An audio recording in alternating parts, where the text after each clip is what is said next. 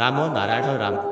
ସୂର୍ଯ୍ୟରୁ ଏହି ପୃଥିବୀ ତିଆରି ହୋଇଛି ଏବଂ ପୃଥିବୀରୁ ଆମେ ତିଆରି ହୋଇଛୁ ଓ ଆମେ ସୂର୍ଯ୍ୟର ସନ୍ତାନ ଓ ଆମ ଭିତରେ ସୂର୍ଯ୍ୟର ତେଜ ରହିଛି ଓ ସମସ୍ତ ବୀଜ ଶକ୍ତି ବୀଜ ରୂପେ ଆମ ଭିତରେ ଅଛି।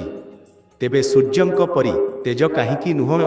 ଆମର ଏହି ମନ ଯେଉଁଥିରେ ସର୍ବଦା ଚାରିପାଖରେ ଭ୍ରମଣ କରୁଛି, ତାହାର କୌଣସି ଶେଷ ନାହିଁ ଓ ତାହାର ଶକ୍ତି ସୂର୍ଯ୍ୟର ଶକ୍ତିରୁ କମ୍ ନୁହଁ। ଗୋଟିଏ ସୂର୍ଯ୍ୟ ପ୍ରତ୍ୟେକ ଦିଗକୁ ଆଲୋକ ଦେଉଛି, ଯାହାର କୌଣସି ଶେଷ ନାହିଁ ଏବଂ ଗୋଟିଏ ମନ ଅଛି ଯାହା ଚାରିପାଖରେ ପ୍ରସାରିତ, ତାହାର ମଧ୍ୟ କୌଣସି ଶେଷ ନାହିଁ ଓ ଆମେ ପ୍ରତ୍ୟେକ କ୍ଷଣ ସୂର୍ଯ୍ୟ ସହିତ ମିଶି ଚାଲିବା।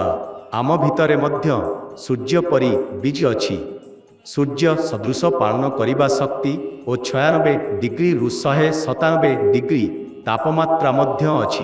ସବୁକିଛି ଥିବା ସତ୍ତ୍ୱେ ମନେ ହୁଏ ଯେମିତି କିଛି ନାହିଁ ଓ ଅଭାବ ଥିବାରୁ ପୃଥିବୀ, ସମସ୍ତ ଗ୍ରହ ଓ ଉପଗ୍ରହ ତାଙ୍କର ତାଙ୍କର କକ୍ଷରେ ଘୁରୁଛନ୍ତି ଓ ଘୁରୁଛି ବେଳେ କ'ଣ ହେଉଛି? ନୂତନ ସୃଷ୍ଟି ହେଉଛି ଓ ଆଜି ଓ ବିଭିନ୍ନ ପ୍ରକାରର ସୃଷ୍ଟି ହେଉଛି।